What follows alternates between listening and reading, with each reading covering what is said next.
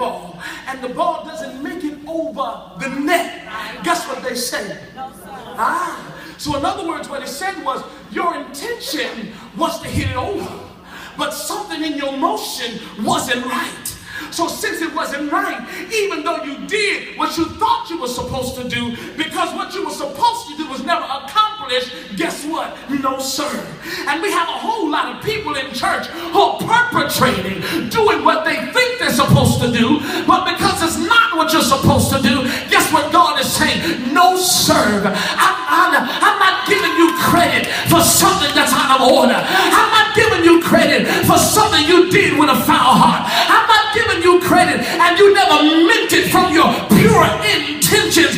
My brothers and sisters, I come to tell you that it's time to wake up and it's time to smell the coffee. If you want God to bless you, Elder P talked about it this morning, you got to get serious. You got to step out of that foolishness and get in a position where the Lord can bless you and trust you. But he will never bless you and trust you when you're serving with the wrong intention. You only want your name to be in lights. You only want the pastor to see. Let me help you out with something. I am a nobody. Don't do things so I can see, because I ain't got enough money to bless you. I don't have enough money to pay you. I don't have enough mouth to compliment you. When you do something in this church, don't do it for Pastor Jacobs, because Pastor Jacobs is not God. There is nothing I can do for you.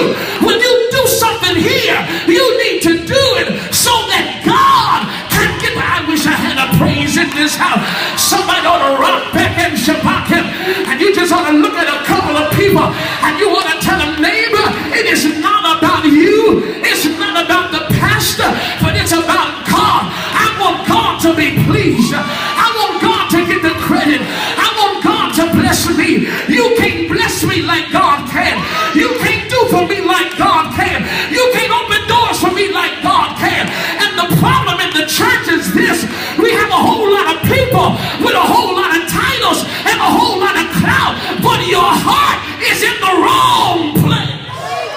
Oh my God. You want to look at somebody and say, neighbor, when you leave here, get your heart right.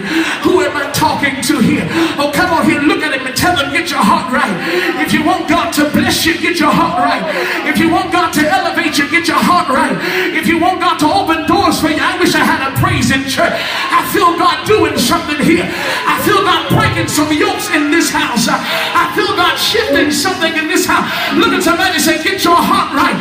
What if the pastor don't recognize you? What if he don't call your name? Will you be deceptive?